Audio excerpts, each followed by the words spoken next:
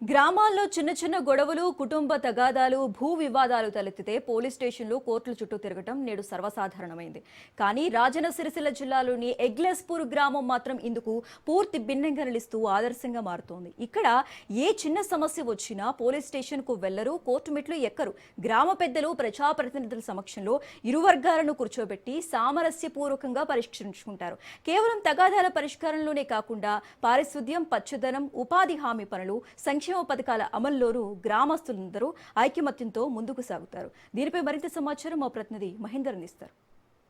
రాజన్న సిరిసిల్ల జిల్లా కోనరావుపేట మండలం ఎగ్లెస్పూర్ గ్రామంలో మనం ఉన్నాము. అయితే ఏదైనా చిన్న చిన్న గొడవలు వచ్చినా, భూ తగాదాలు వచ్చినా, భూ సమస్యలు ఏదైనా వచ్చినప్పటికీ కూడా మనం తరచూ ఏం చేస్తామంటే పోలీస్ స్టేషన్, కోర్టులు మెట్లెక్కే పరిస్థితి ఉంటుంది. కానీ ఈ ఎగ్లెస్పూర్ గ్రామంలో మాత్రం పూర్తి భిన్నంగా మనం చూడాల్సి ఉంటుంది. మనతో పాటు ఎగ్లెస్పూర్ సర్పంచ్ పోచయ్య ఉన్నారు. మరిన్ని వివరాలు అడిగి తెలుసుకునే ప్రయత్నం చేద్దాం. చెప్పండి అన్న, మీ గ్రామ పంచాయతీకి సంబంధించేది అంటే పోలీస్ స్టేషన్ టోర్నమెంట్ లెక్కనే పరిస్థితి ఉంది. కోర్టుకు పోకుండా మీ సమస్యలు మీ ఊళ్ళోనే పరిష్కరించుకుంటారని చెప్పి తెలుస్తుంది. మీరు దానిపై కొన్ని వివరాలు చెప్పండి. అయితే మాది మారుమూల ప్రాంతము, చిన్న గ్రామం. అయితే మా గ్రామంలో ఏ సమస్య వచ్చినా మాకు మేమే పరిష్కరించుకుంటాము. ఎక్కువ మేము పోలీస్ స్టేషన్ కోము.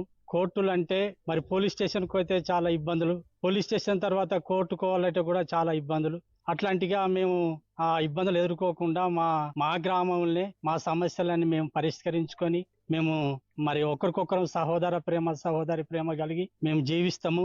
ఏ సమస్య వచ్చినా మా గ్రామంలో పరిష్కరించుకుంటాము.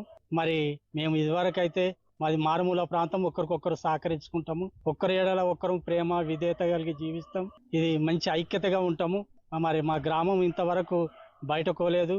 మరి ఇట్లాంటి కేసులు ఏ కేసులు కూడా మరి బయటకోకుండా చూసుకుంటాం. అంటే ఇప్పుడు మన గ్రామ పంచాయతీలో ఎంత జనాభా ఉంటది? అంటే ఒక పోలీస్ స్టేషన్ పోకుండా కోర్టు మెట్లు ఎక్కకుండా ఎలా పాసిబుల్? అంటే ఎంత జనాభా ఉంటుంది? ఎంత మంది ఓటర్లు ఉంటారు ఇక్కడ మీ విలేజ్ లో? మా గ్రామంలో మరి 660 దాకా ఉంటారు. ఆ తర్వాత ఓటర్ లిస్టు 450 అట్లా ఉంటారు. మరి మాది చిన్న గ్రామం కాబట్టి మేము ఒకరికొకరు సహకరించుకుంటూ మేము ఏ కేసులైనా మేము పోకుండా చూసుకుంటాం. అంటే ఎగ్లెస్పూర్ కు సంబంధించి ఒక హయాంలో నక్సలైట్లకు పెట్టిన పేరు ఇది. అంటే ఎప్పుడు ఈ నక్సలైట్లకు అంతరించిపోయి ఇప్పుడు ఇలాంటి గ్రామం ఎప్పుడు మారింది? అప్పుడు నక్సలైట్లు అంటే ఎగ్లేశ్వరం అంటే కంచుకోట. ఇక్కడ పోలీసులు రావాలంటే ఇక్కడికి భయపడేది. తర్వాత అన్నలు పట్టపగలు తిరిగినటువంటి రోజులు ఉన్నాయి. కాబట్టి అట్లాంటి సందర్భంలో కూడా మేము మా గ్రామం నుండి ఎటువంటి సమస్య బయటకోకుండా చూసుకున్నాము. మాకు వాళ్ళు వచ్చినా వీళ్ళు వచ్చినా మేము సమాధానం చెప్పుకుంటూ మరి ఆ రకంగానే మేము ఉన్నాము.